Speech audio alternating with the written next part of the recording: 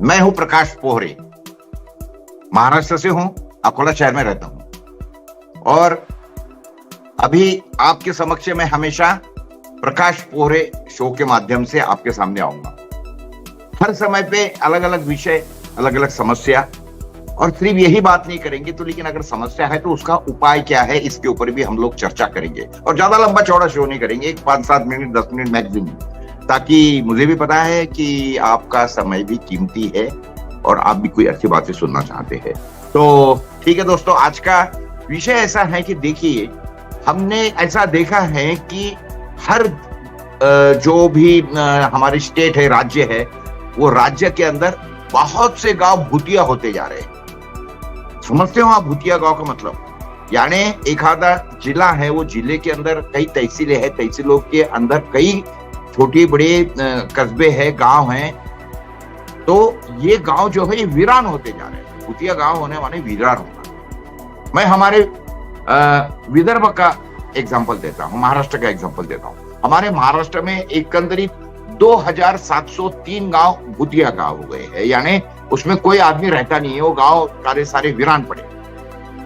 अभी ये वीरान गांव क्यों हो जाते हैं, ये पहले समझना चाहिए। इसलिए हो जाते हैं कि वो गांव के अंदर रहने लायक परिस्थिति नहीं है।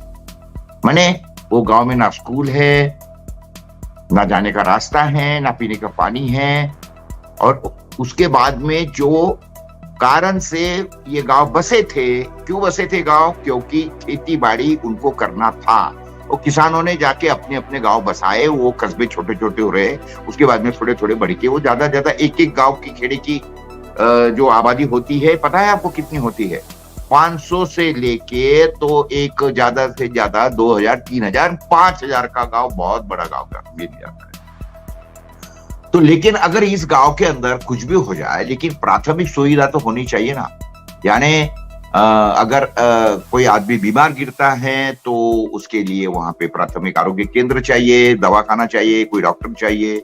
बच्चों अगर है, बच्चों के लिए नजदीक में स्कूल चाहिए, आधा किलोमीटर 1 किलोमीटर के इसके ऊपर जाने आने के लिए कम से कम क्या बोलते होंगे उसको, मोटरेबल रास्ता। उनको तो कोई सीमेंट कंक्रीट का रास्ता नहीं चाहिए, लेकिन थोड़ा बहुत तो रास्ता लगेगा यार। तो ऐसा अगर रहा तो लोग गांव में रहेंगे। बिजली चाहिए, लेकिन आज परिस्थिति क्या हो गई है, ये कोई सुविधा हमारे को 1947 के बाद में, आजादी मिलने के बाद में भी अभी तक की ये गांव में हुई नहीं है। ये हकीकत को बताओ, तो फिर अब लोग क्या करेंगे? अच्छा, उसके बावजूद भी वो आदमी वहां पे चिपक के रहे। कैसे, क्यों रहते थे? क्योंकि उनकी उपजीविका का साधन जो था वो था खेती किसानी। वो खेती किसानी के कारण जमीन की काश्तकारी करनी है, जमीन को बोना है, उसको फसल को काटना है, इसके लिए लोग वहां खेड़े में रहते थे। लेकिन क्या हो गया है पिछले 50 सालों में, तो खेती बाड़ी पूरी उजड़ हो गई है। और खेती से जो इनकम आना चाहिए, तो इनकम का मतलब होता है कि अगर आपने उसके अंदर 10,000 डाला और 15,000 का माल बिका तो 5,000 की इनकम हो गई। इसका मतलब होता है इनकम। लेकिन अगर आपने 15,000 डाला और 10,000 मिला, तो कहने का मतलब खेती घाटे की। तो ऐसा ही होते जा रहा है। हमारे देश के अंदर जो किसानी थी, वो पहले उसके अंदर सीड घर का, यानी बिजवाई घर की रहती थी। फर्टिलाइजर जो रहता था वो जानवर का गोबर रहता था, क्योंकि बहुत प्रचुर मात्रा में जानवर रहते थे। और उसके बाद में जो मजदूरी रहती थी, वो मजदूरों को सालाना ये रहता था उनका, ऐसा समझ लो एग्रीमेंट रहता। तो वो एग्रीमेंट कैसा रहता था? पैसे से नहीं, वो बोलते थे पैसा लेके क्या करेंगे भाई, अनाज दो, पेट को दो। तो उसको हम लोग बोलते हैं सालदार। तो ये पुरानी बात हो गई ये, लेकिन ये कब तक के, 1965-70 तक के ये बात रही। लेकिन जैसी हरित क्रांति आई, सारा का सारा सीन चेंज हो गया। और उसके बाद में जो अन्न धान्य जो था वो प्रचुर मात्रा में, यानी सरप्लस होने लगा, गोडाउन भरने लगे। और वही किसान ने पहली गलती कर दी, गोडाउन भरने लगे बराबर, मजदूर माल सस्ता हो गया। मजदूर बोलने लगे कि भाई तेरे पैसे, तेरी ये कुछ सालाना फलाना नहीं, तू रोज का पैसा कितना देगा, बात कर। तो वो हिसाब से वो उधर पैसा उसका किसान का जाने लगा। उसके बाद में वो जो हाइब्रिडाइजेशन हुआ, संकरित जो सीड आया, उससे कारण सीड खरीदना पड़ा, फिर संकरित सीड है, फिर उसको रासायनिक खाद आ गया, रासायनिक खाद आया तो कीटनाशक आए, वो कीटनाशक आए तो उसको मारने के लिए कीटनाशक भी खरीदना पड़ा।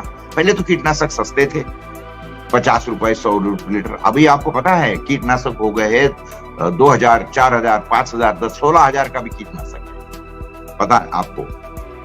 उसके बाद में सीड की कीमतें तो आपको अगर मैं बताऊं तो आप विश्वास नहीं करेंगे। सीड की कीमतें यानी 1000 रुपए किलो से लेके तो 2000 रुपए में 10 ग्राम यानी एक सीड। अगर आप जो टोमेटो खा रहे हैं या जो भी आप मिर्ची ले रहे हो तो उसका एक सीड कितने का है पता है आपको? एक सीड है उसका 2 रुपए 3 रुपए का सीड है। इतना महंगा सीड हो गया है। कहने का मतलब खेती में इनपुट कॉस्ट प्रचंड बढ़ गई, खेती से आने वाला इनकम खत्म हो गया। तो अभी खेती में रह के या वो गांव खेड़े में रह के क्या करेंगे? जो कारण जिसके ऊपर उपजीविका थी तो वो खेड़े क्यों रहेंगे, इसीलिए लोगों ने अभी गांव छोड़ना चालू कर दिए और ऐसा करते करते भूतिया गांव है। महाराष्ट्र में 2700 गांव भूतिया है और उसमें से आपको आश्चर्य लगेगा 2300 गांव अकेले विदर्भ